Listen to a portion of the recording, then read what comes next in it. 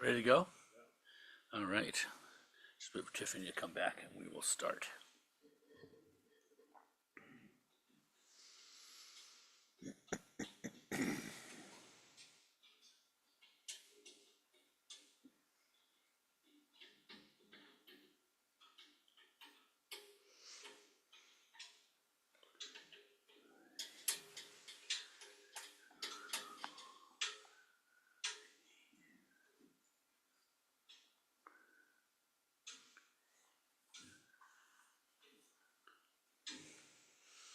Okay, here we go.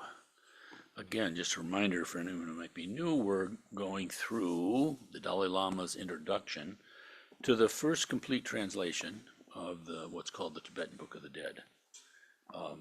Some of you may have seen, other translations of the Book of the Dead that have been around for a number of years and which look surprisingly smaller. And that's because it's just part of the text that's been translated popularly. And this great translation here is done by Gourmet Dorje, Matthew Kapstein, who was previously a professor. I think he's retired, but he was a professor at Columbia. And so again, the Dalai Lama's introduction is pretty wonderful. These, can be termed secret teachings, but the truth of the matter is that they're called secret because they're a secret from our ordinary understanding and from the lack of interest of the ordinary human being. It used to be you had to go through a lot of preparatory kind of practices and experience before they would give these kinds of teachings. But at the same time, they've always been available because the moment of death is said to be the most efficacious for actually coming to enlightenment if we are instructed in how to use that and not to be sort of bewildered, distracted by the appearances of our mind at death and then after death. So again, this book his introduction rather, starts out with this discussion of this basic teachings of the Buddha, of I can't remember what they're called, the three somethings, the three marks of existence. That is, that the existence is marked by being impermanent and by being dissatisfactory. This is unenlightened existence. Impermanent, dissatisfactory, nothing is like complete unto itself, and no self. The Buddha's teaching of no self was the radical teaching that he gave at his time, because there were profound meditations happening and really a spiritual culture, but the teachings of no self were revolutionary, you might say. He goes, and then the Dalai Lama goes on into talking about the continuity of consciousness, which is something that is usually an issue for us in the West, and he has descriptions of that. Again, this idea that it comes from the teachings on no self. If you look in through your meditation, trying to find this self, this existing unto itself, independent self, not related to other causes and conditions, and completely kind of absolute, you don't find it. And then we can look at the mind and how from one mind moment leads to another mind moment. And because you haven't been able to find that self, what is continuing from moment to moment, even while we're alive? Forget about after death. So this kind of analysis and experience, slowly one starts to have confidence in the continuity of mind. And then it doesn't seem too completely outrageous to have a continuity of mind that continues through and after death. So the next part of his introduction, the Dalai Lama is talking about, he doesn't use this word, but Buddhism is a non-dual teaching, meaning that everything is just one taste, you might say, or one truth, or one. It's not fabricated, it's not blown up into a million phenomenon. Rather, we're talking about the essence, you might say, of all of these things and what they share. So we're talking about something that in the text is called Tathagata Garbha. Garbha means womb. Tathagata was the appellation that his students gave to the Buddha. The Tathagata, the thus come one, because there really wasn't anything they felt they could say about him. And so they used this kind of like, pointing term. You can see this, you can still go to India and you see the oldest representations. They didn't represent the Buddha. He was just too sort of awe-inspiring, you say, or any attempt to represent him as a statue somehow seemed too limited. So you'll see in ancient India, for instance, a representation in stone sculpture of, like the Buddha giving one of the major teachings, one of the sutras. And you'll see this big crowd of people listening. You'll see attendants. You'll see devas and other divine figures flying around, also taking in the teachings. But on the throne, it's just empty, or sometimes represented just by his footprints. It's rather remarkable. It was only several hundred years later that, and they think maybe through Greek influence, that the first Buddha figures arose, but that's something of a debate in India. The Indians claim that the first statues came from India itself, and only later through the Greek colonies in Afghanistan coming to India. But nonetheless, so he gets into this discussion of the non-dual nature, and he points out, for instance, that these existences, this type of experiences that we have, that is death and the bardo, the after-death experience, and then rebirth. So those three correspond to our description of Buddha nature. And Buddha nature is described as Dharmakaya, Sambhogakaya, Nirmanakaya, as you've heard me say. And these are described in various ways, but there's a complete one-to-one link, you might say, to the Dharmakaya and the moment of death. And similarly with the after-death experience, the bardo, bardo actually, but the bardo, the gap, and the Sambhogakaya, the bliss body of the Buddha, like a very dreamlike kind of existence. Then with birth corresponds to the Nirmanakaya, the physical presence, you might say, of the Buddha, also called the deceptive body of the Buddha, because we see it in a limited way. So these three things are actually one. The way we envision death, the way we envision the after-death state, the way we envision this existence, is seeing those aspects of Buddha nature, or seeing Buddha nature, but through clouded lenses, through stained vision. And so we're seeing things in a limited way. We're seeing things that are actually infinite in a limited way. That's how we experience them.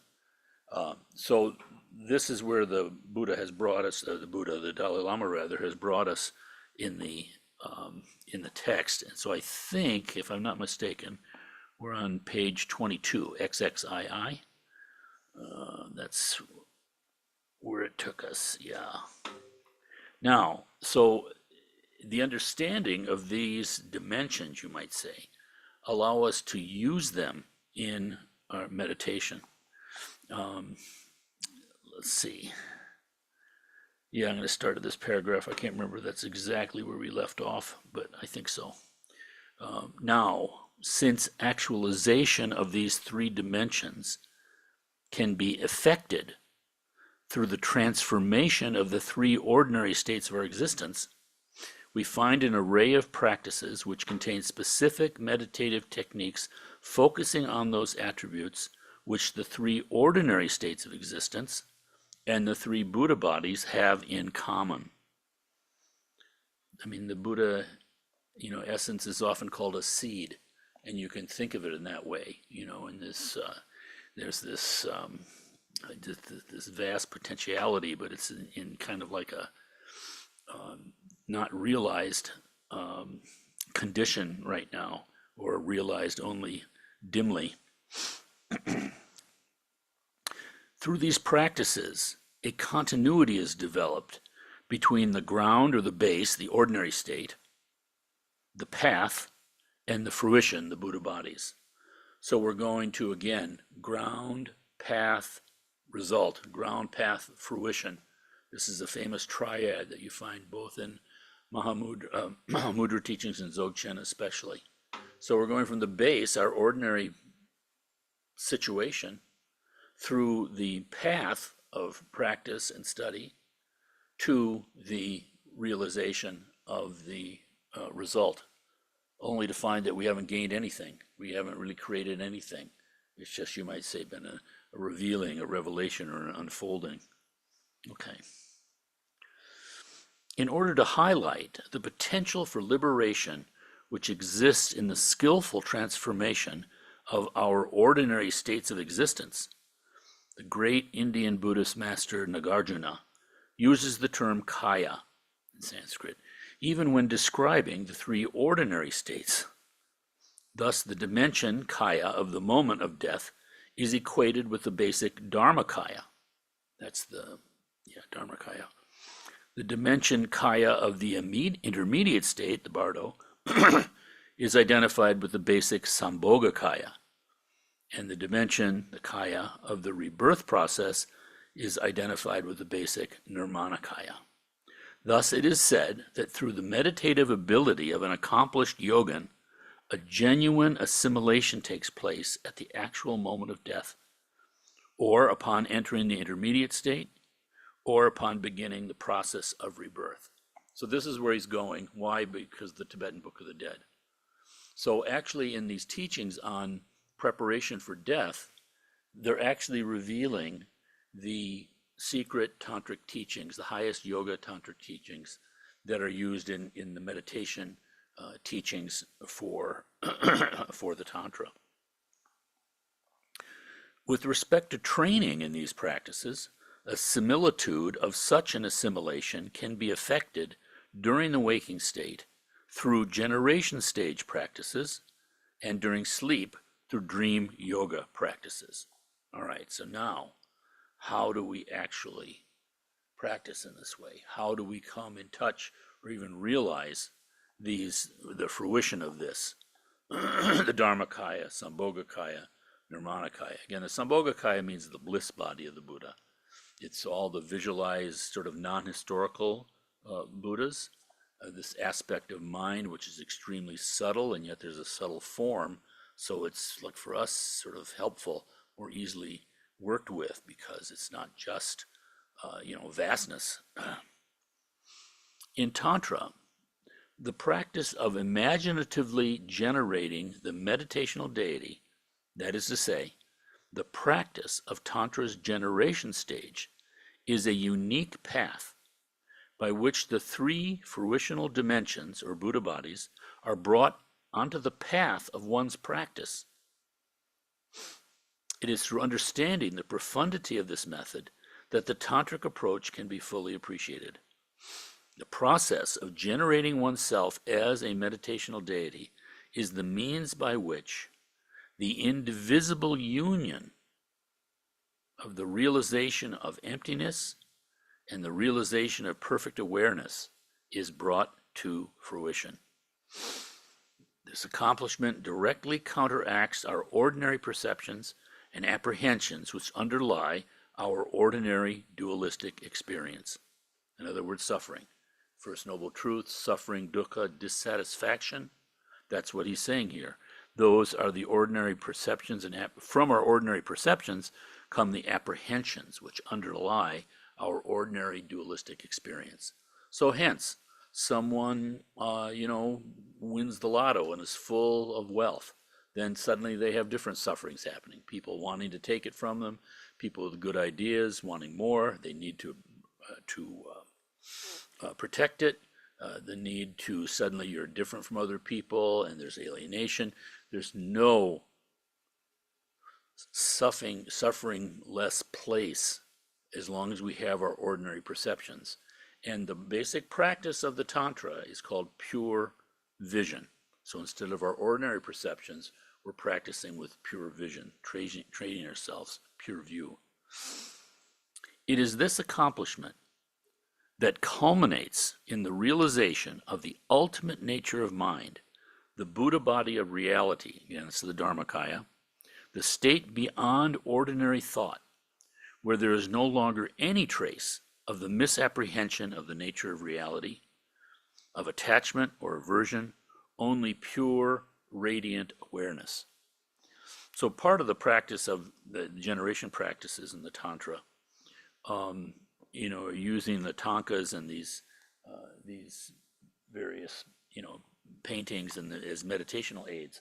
So you'll see in that one right now of Amitabha, the one there, red, with his hands in the meditation gesture, holding a bowl that's full of nectar. And if you look around him, there are all these lines radiating out from the body. That's what he's talking about here. Those are the halo is believed came into Western art and Christian art from the Buddhists, and it's that radiating quality, the nimbus, the cloud around the Buddha, is that pure, radiant awareness. And it said also that a Buddha creates a pure land. The Buddha's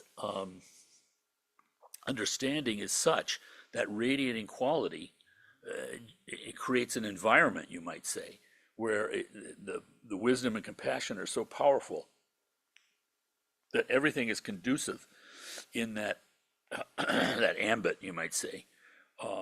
That's why they say in Amitabha's Pure Land, for instance, that the the birds are singing the Dharma.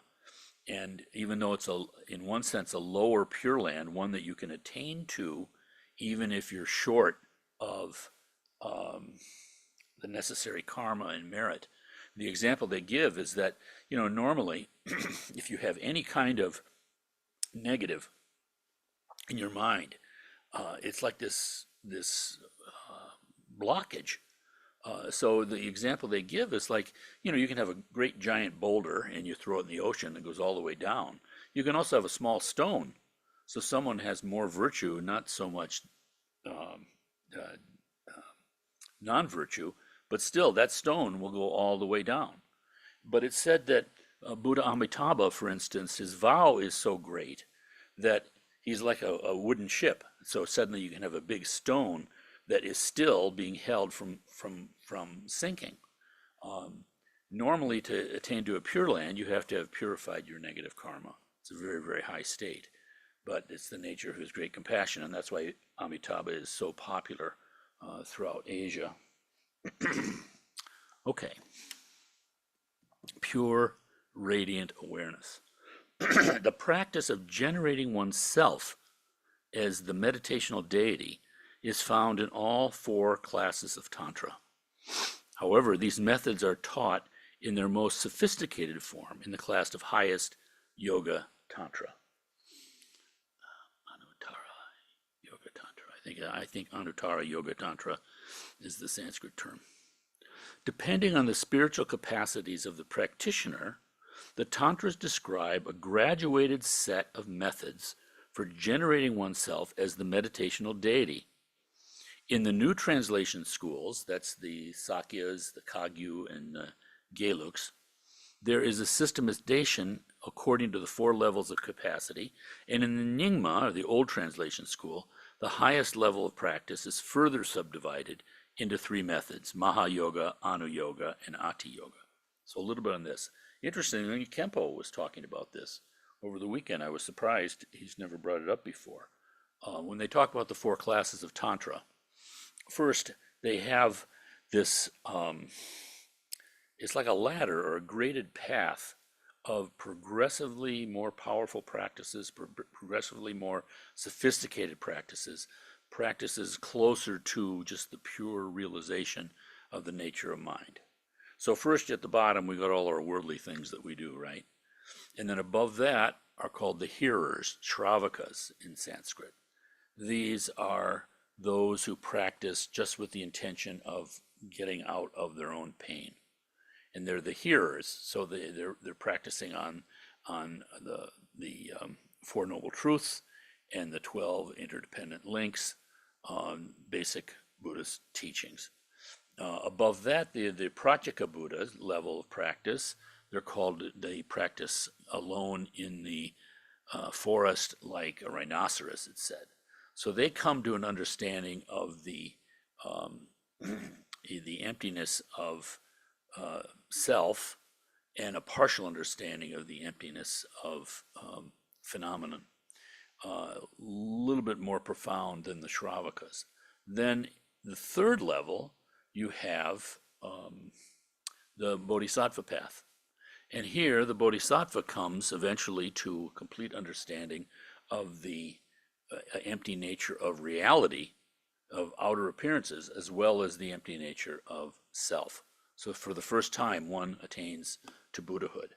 Now, above those three levels of practice, there are, in the new schools, these are the texts that came to Tibet in like the 1000s and 1100s from India. There are four other classifications. The Kriya Tantra, which is highly ritualistic, and it's the purification of, I've forgotten, Khenpo mentioned it on Sunday. It's the purification of behavior. So it's highly ritualistic, Kriya, action Tantra. For instance, it said you have to change your clothes 4 times a day. You can only eat out of pure, like copper vessels, a vegetarian, just all sorts of outer ritualistic activities. In the visualization, you're in your ordinary body, but you're visualizing the Buddha out in front of you in the sky. So it's highly devotional and ritualistic. The next tantra up of the lower tantras, 3 lower tantras, is Charya, sometimes called the Upa Tantra. And there, you're purifying your beliefs, I think he said. At any rate, a little bit more profound. Now we visualize the Buddha above our head, facing the same direction. And most people, you can kind of get a sense for this in your own practice, because it's usually easier to imagine a Buddha out in front of you than it is above your head for some reason. I mean, people differ in this. There's no rule about it. Then the next of the highest of the lower tantras, so we got action, Kriya, Upa or Charya, and then Yoga Tantra, Union Tantra. So for the first time, we're visualizing ourselves as a Buddha. Now there, we're purifying our mind stream, more than just beliefs and concepts. Now we're actually doing this kind of profound inner meditation. That takes us to the highest tantra. So again, in the new schools, we call it highest yoga tantra. And it actually has divisions within it too. He's not mentioning them here right here, but there's father tantra and mother tantra. Father tantra emphasizes action, compassion, skillful means especially.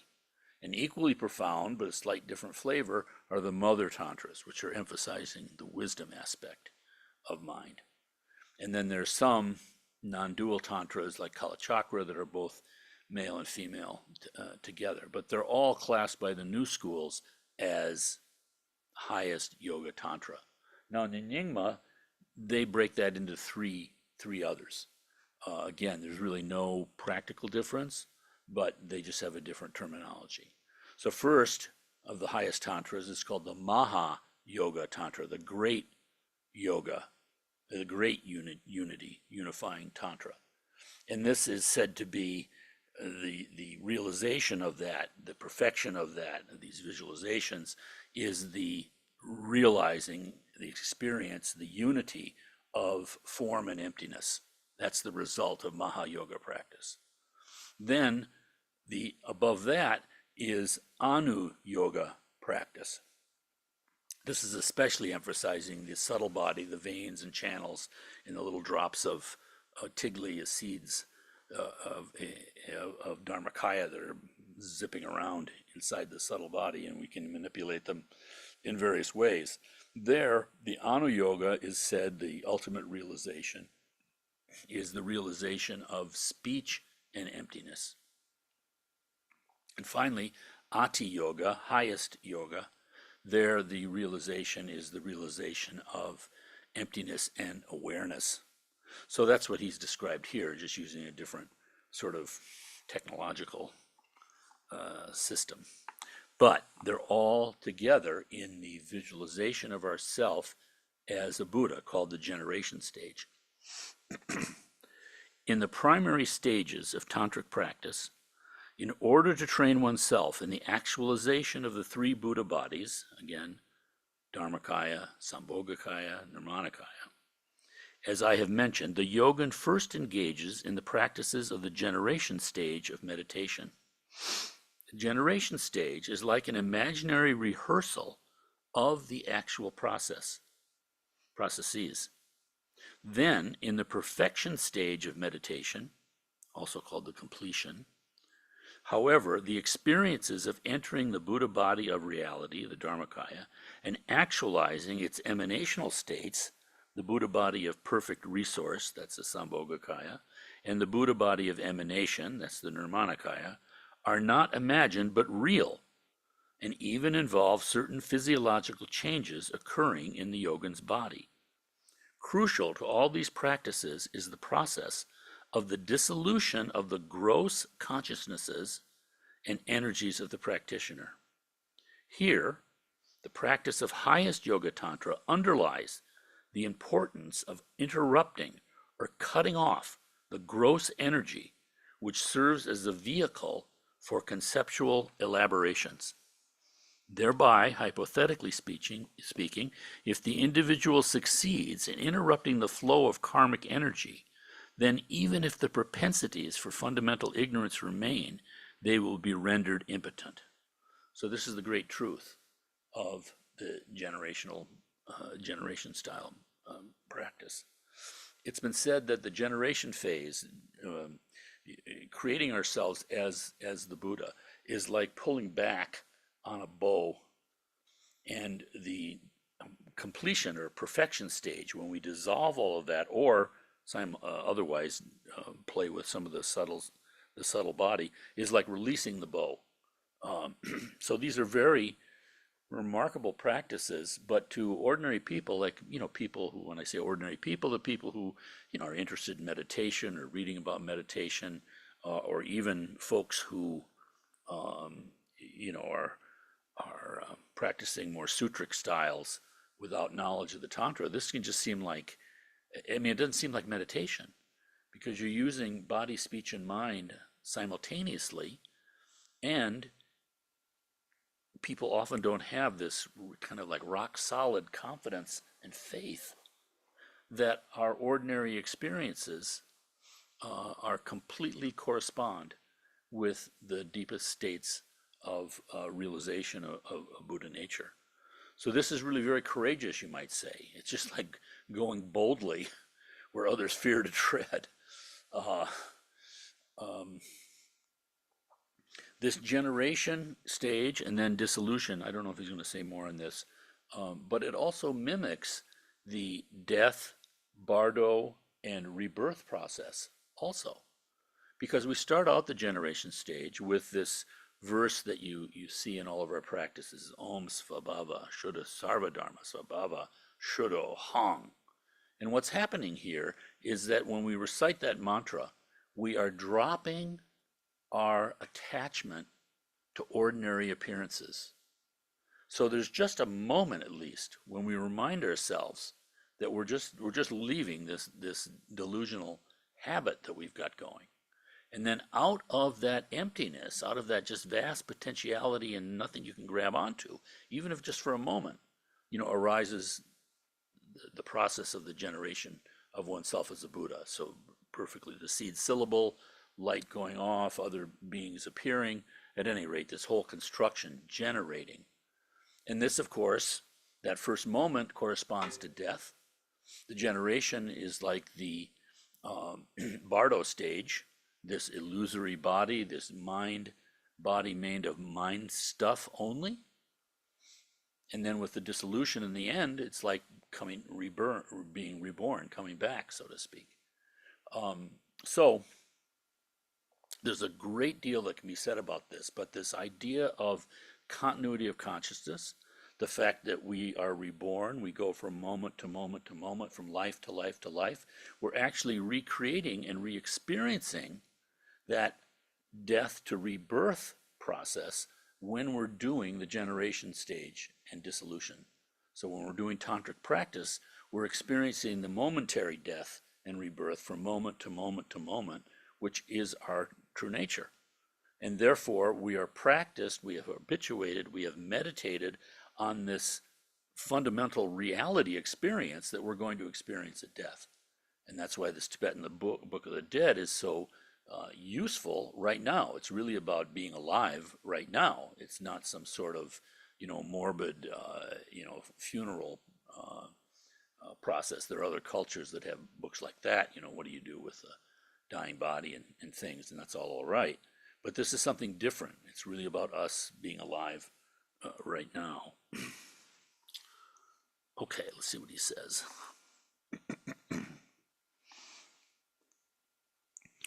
As I have noted above, again the Dalai Lama speaking, if we observe carefully, we can see a basic pattern of emergence and dissolution which is common to both animate and inanimate phenomenon.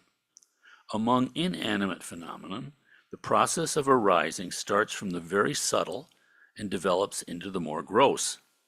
That is, there is an emergence from empty space and a progression to movement or energy, to heat or light, to moisture or liquidity, and finally to solidity.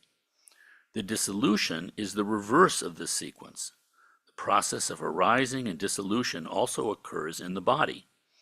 In Tantra, the process of dissolution of the physical elements which constitute a human body is described as beginning first with the dissolution of the earth element, the most solid, followed by the water element, followed by the fire element, followed by the wind element, and finally, at the point at which only the space element is prominent, all the gross levels of energy and consciousness have dissolved.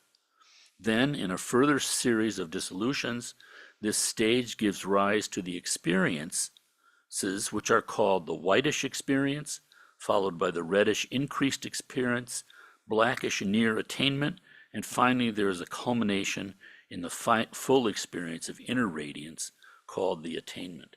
So these are highly technical terms, and he says a footnote here saying these processes are described more fully in chapter 8 of the text. And this is part and parcel of the description of in the Tibetan Book of the Dead. In other words, our gross existence is gradually dissolving into more and more subtle. And then coming out of that, he'll describe it, this kind of blackness or unconsciousness. The process is reversed, and first the clear light appears. And it said the clear light is the Dharmakaya. If we can recognize the clear light at this moment of coming out of this swoon of death, you can attain to Dharmakaya Buddhahood. And yet this moment of recognition of clear light, well, just the moment of clear light, whether recognized or not, is said to be very brief, just like a snap of the fingers. The more virtue one has practiced in their life, the more training in this way they've done. It's said that the clear light moments appears to take longer and longer, giving you more of an opportunity to recognize it. Because the stages of dissolution are natural processes, imagining these is of preeminent importance in the generation stage practices of visualizing the meditational deity. Both in the new and old translation schools, the actualization of inner radiance, the point at which all our gross consciousnesses and energies have been dissolved, is the primary intent. So that's what we're doing. All of this is to come to the realization, the actualization of our own inner radiance. This is the essence of the great perfection Dzogchen practices. This is the essence, Dzogchen practices the great perfection, or so sometimes called great completion, Dzogchen, of the Nyingma tradition. This is the essence of the union of emptiness and luminosity based on the sameness of samsara and nirvana practices of the Sakyas.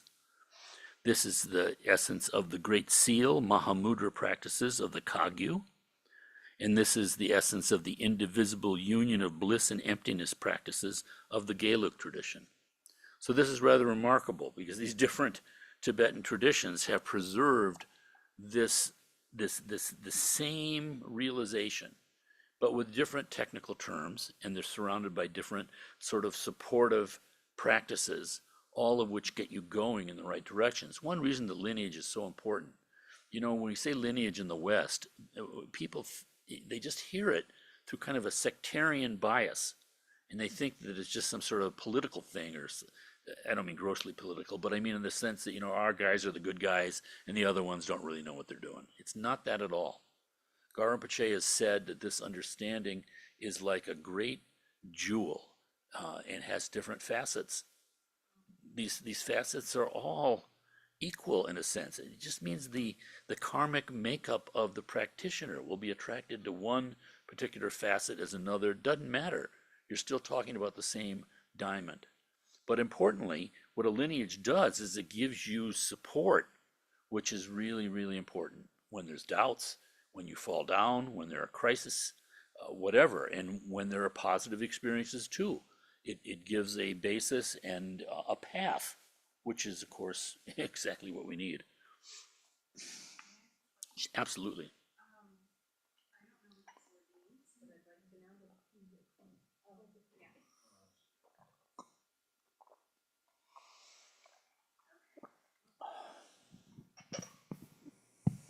It is on. All right. Dzogchen? Yes, What does that mean? it means great perfection. What does that entail? Right? The Dzogchen are the highest teachings in the old school tradition. And they're also in our particular tradition. Ours is, Kagyu, but it's Drikung Kagyu, the 12 different Kagyu. Not to get too much in the weeds, but something that's interesting about the Drikung, it's said to be the river with two cherries floating in it. The new school and also the old school teachings. Because way back, several 500 years ago, a great Dzogchen master from the old school, through heredity and interesting Tibetan kind of familial lines, ended up being head of the Drikung. So he's a Nyingma master, found himself as being head of a Kagyu school. So the Drikung Kagyu has two different paths within it, technical paths. One is the Dzogchen path, where you are the whole Nundro, the elaborate foundational practices. Guru Rinpoche and Kuntu Zangpo are the figures, the ultimate refuge. In the Kagyu school, which most people do here, is called Fivefold Mahamudra. Those are the teachings we've gotten. It's Vajradhara as the sort of ahistorical Buddha, and then Jigten Sumgön, the founder of this particular lineage. So many teachings in Dzogchen, and it's a different technology, so to speak, but the realization's the same. The end result is the same. They're both marked by complete bodhicitta, this vast altruistic mind, and all the moral practices that go with that and everything. But in Dzogchen, it's bare awareness. And someone once described the difference between, generally Dzogchen is considered to be like even higher maybe. I'm sure Kempo would disagree with me on that. But I've heard it said, for instance, that to give you a feeling for the scale of it, everything that Kempo's teaching on Sundays And the whole, what the Dalai Lama teaches publicly, not like this, but what the Dalai Lama teaches publicly is all, we're going to the perfection of wisdom. So it's like we're going up, up, up, up, up to the perfection of wisdom. In the Tantra, because of our confidence that it's actually true, we imagine ourselves, visualize ourselves as Buddhas already, even though that can seem false to someone. And we're actually looking down to the perfection of wisdom. We're practicing Yeshe, primordial wisdom. Instead of the perfection of relative wisdom, right from the start, we're practicing this perfection, not the perfection, the absolute wisdom itself. So that's why we talk about pure vision, because if I'm a Buddha, suddenly everyone around me appears as a bodhisattva. And if I'm a Buddha, this time is timeless. And if I'm a Buddha, this world of patient endurance, they call it the Saha world, is actually a pure land. Everything conducive to enlightenment. So this is very powerful, because you're going around during the day, you hear sound as being mantra. That when your boss yells at you, you're thinking it's wrathful energy, but wisdom, but completely compassionate, just appearing in a wrathful form. So this is very hard practice because, we're so thoroughly trained in our worldly ways. So it's sometimes been said that Dzogchen is, the Mahamudra rather, is the practice of from moment to moment to moment being aware of what is arising in your mind. Just that bare awareness.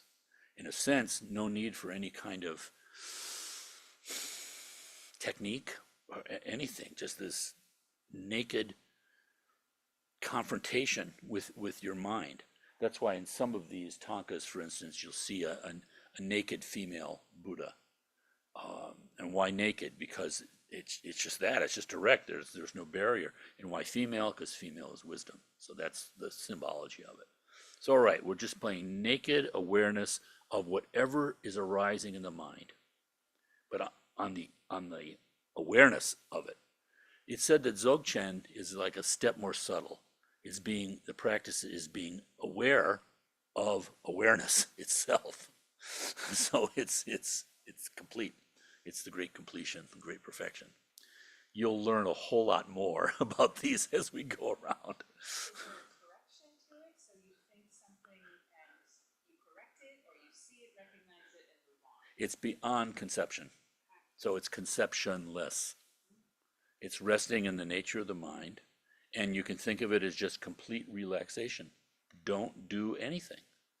And when we try to practice that way, we see how difficult it is, because the first thing happens, you think to yourself, oh, I'm sitting here without thought, and then you realize that's a thought in itself.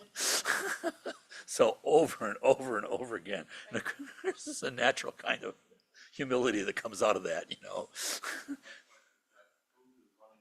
Who is running the show, right? But that also gives you an idea of why they promote these generation stage practices, because we're using our attachments, but in a more subtle way. And that is skillful for us, because it's like it gives us a little bit of something to hold on to, the figure of this Buddha. And yet, because we're doing it mentally, we're already stepped away from this world of hard reality where we get in trouble all the time. I may have mentioned once, forgive me if you've heard it already, but for instance, if someone walks in the door with a bunch of gold, and just because of my position here in, the responsibility, particular job within White Lotus, it triggered, I can see that's wonderful. Someone's going to give all this money to White Lotus, but immediately it triggers thoughts because I'm on the level of solid gold, right? So therefore, maybe we should call the broker right now and increase the insurance limit. Or maybe I got to look out because we had some homeless guy come up here. I don't want him to steal. All these thoughts are generated. Why? By my perception of solid gold material thing and everything associated with it. But when I'm visualizing myself as a Buddha and I've got a gold crown on, I have very little attachment to that gold crown. But it's just, mentally, it's no different. I mean, that's just a mental image too. But I have so much baggage that comes with that mental on my gross level of consciousness. But in the subtle level of consciousness, that's not there. So it's much more skillful because we can practice with the mind itself. And then after creating ourselves as a Buddha with all this in the sadhanas like White Lotus the other night, White Tara, you're making offerings and then another Buddha shows up and they're giving you empowerment and then all this stuff going on, right? It's a way of keeping you mindful, but in a body, speech, and mind, a complete way. It's like completely engrossing.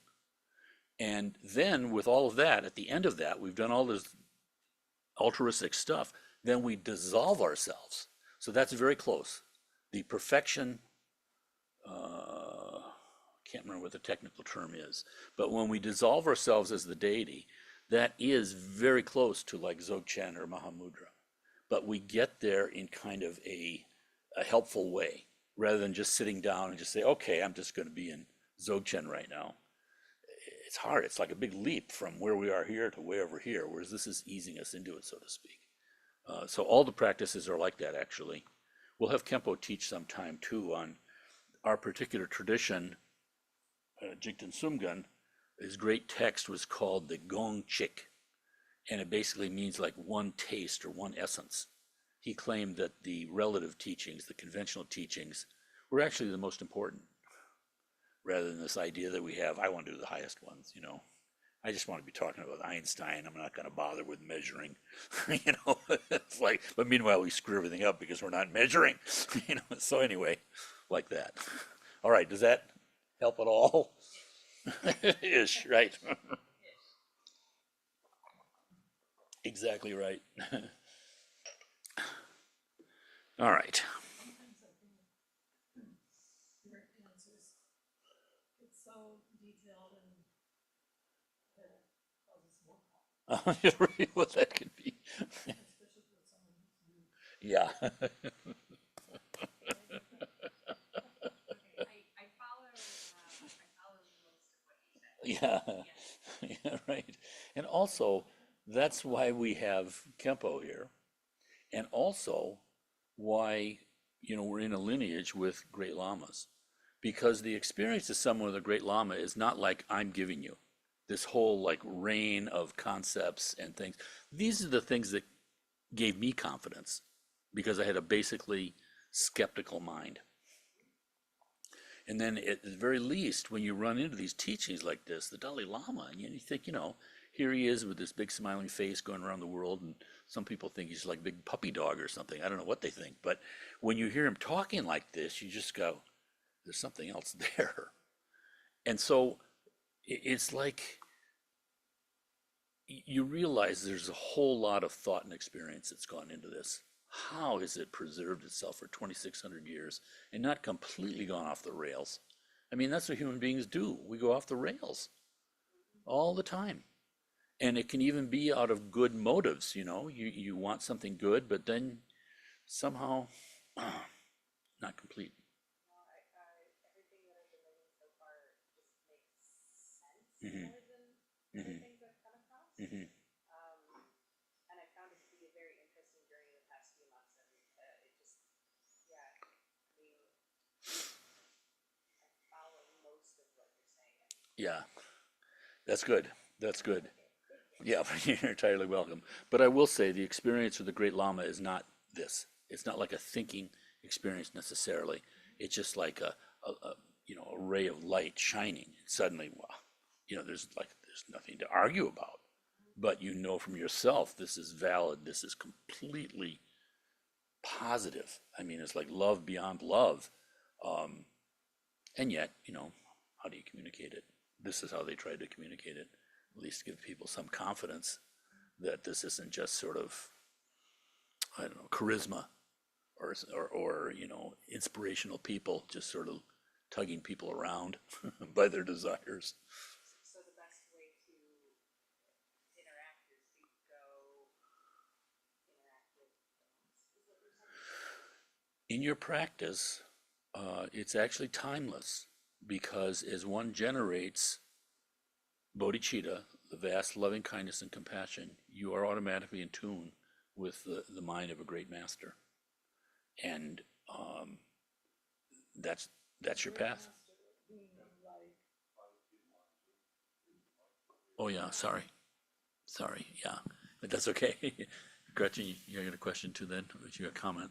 Sorry, Yeah, Zoomers, we dropped the mic. A great master, you're speaking of like Garchen Rinpoche or Holiness Yeah. Drigan Jobgan, Dalai Lama, Dalai Lama. Rinpoche Chobgun, Garchen Rinpoche, the Buddha himself. I mean, the conceptual understanding and emotional and environmental and experiential sort of blending with the mind of Buddha Shakyamuni, since his mind is the same as ours.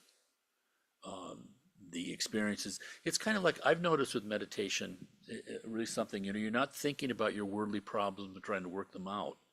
But interestingly, answers arise. It's when you're not obsessing about stuff. There's a deeper wisdom there that if we just get out of the way, we can, and that's not the reason we're meditating, but yet it's like a side benefit. Even all these very, very remarkable kind of mental states, clairvoyance and all those things, those are not the purpose. But at the same time, they do arise, but they come out of this path of great loving kindness and compassion and understanding. That's what we're trying to do. Yeah. So it's in the very practice itself that you come in contact with all of these things. And these, like this text, for instance, I didn't come across anything like this for decades. And so that's what Gretchen's saying is absolutely right. I mean, we've had people come to White Lotus, and someone came up to me once, I had no idea what you're talking about. And that's all right. That's all right. The great teachers have the skill of kind of saying, like Kempo said Sunday, it said that when the Buddha taught, people with different languages could understand what he was saying. They heard their language being spoken. On Sunday, he said 3 things, and I'm like, I'm dealing with those very specific There you go. things right this second. Yeah. I'm like, all right. Yeah. And it's things like that I'm like, I'm in the right place. Right. Exactly where I need to be. Yeah. And slowly, there does come the confidence that there are no mistakes, There's really no accidents, you might say. It can appear like an accident, but really not. They're deeper currents. Okay. Let's see if we're at a stopping point.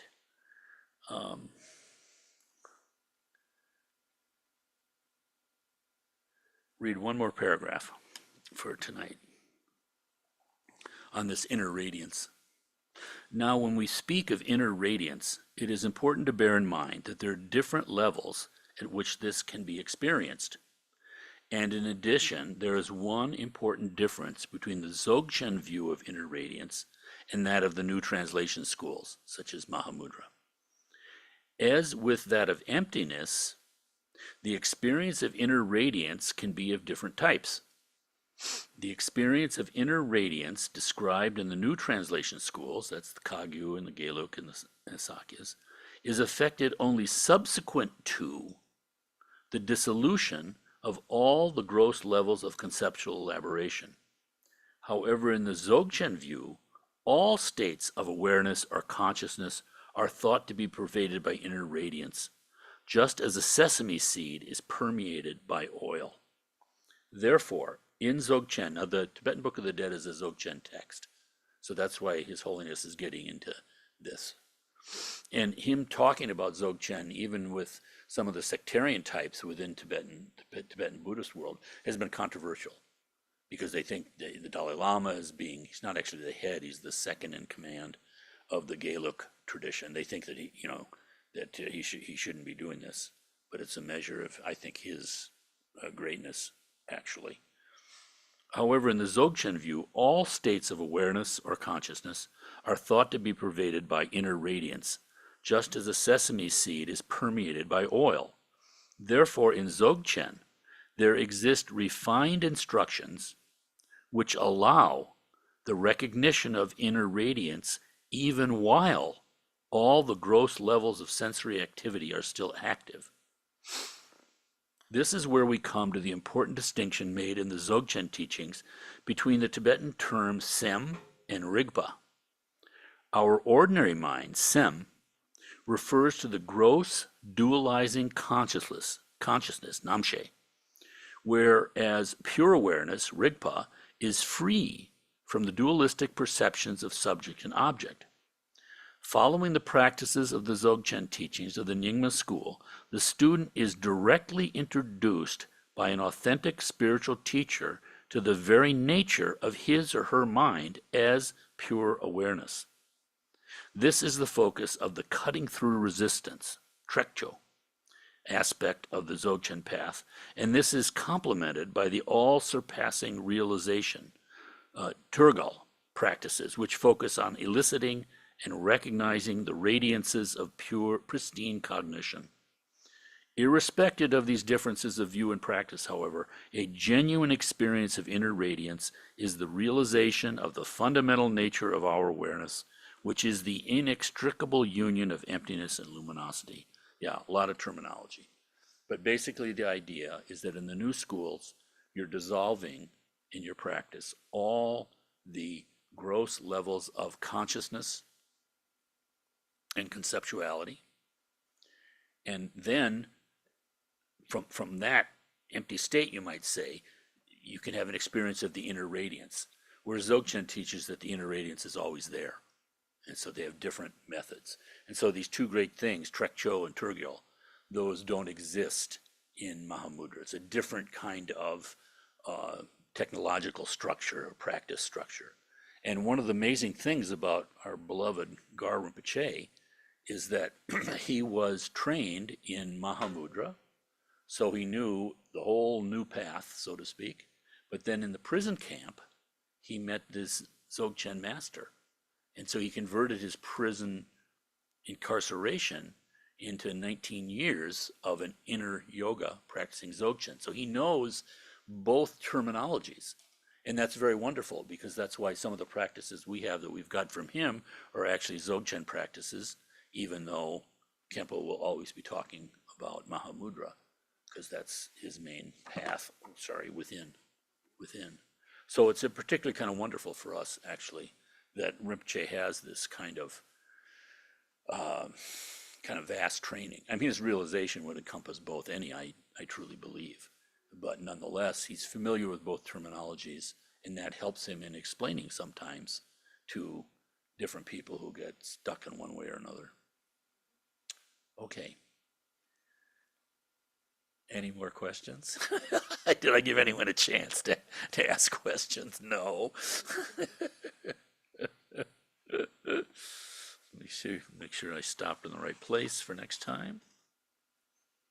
Yes. The inextricable union of emptiness and luminosity. How wonderful is that? Oh, the microphone, yeah. When you talk about the stages of the whitish appearance and the reddish and the blackish, aren't those the same in alchemy, turning, what is it, lead into gold? Yeah, I don't know anything about alchemy, but I think these are fundamental experiences that therefore appear everywhere. People might give a different symbology, different meanings, but this is describing what we actually experience when we die. Buddhism talks about the outer death and the inner death. Usually what the West calls death is the outer death. And it's said that there's at least half an hour where other processes are happening. So you're instructed not to be weeping and wailing around the body, because the body doesn't know it's dead. And those things can be upsetting. You don't touch the feet, making its consciousness go down. There are all sorts of practices that we'll get to in the Tibetan Book of the Dead. But as the earth, there are experiences that happen as the earth element, the solidity of ours dissolves into the liquid element. It's said, I think there's an experience of like smoky, like a wood fire or something happening. I can't remember. I get these experiences wrong, so don't take them literally. They'll be described in the book. And when the water dissolves into the fire element, next, more subtle, they're like fireflies that one sees. So they're different mental experiences that we have, and that's what they're talking about. And then when it goes deeper, yes, this kind of going towards the subtle mind, you know, white and black, red. It's said to be like a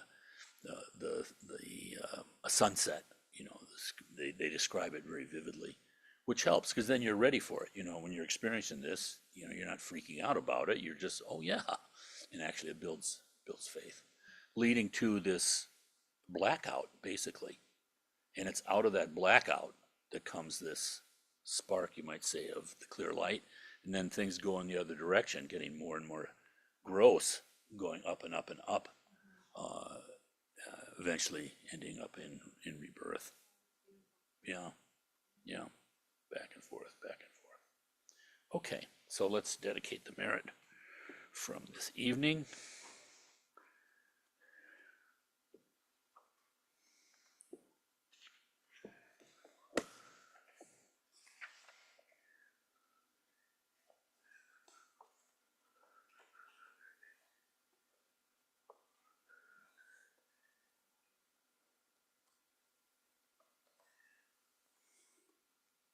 May the elements of space not arise as a hostile force.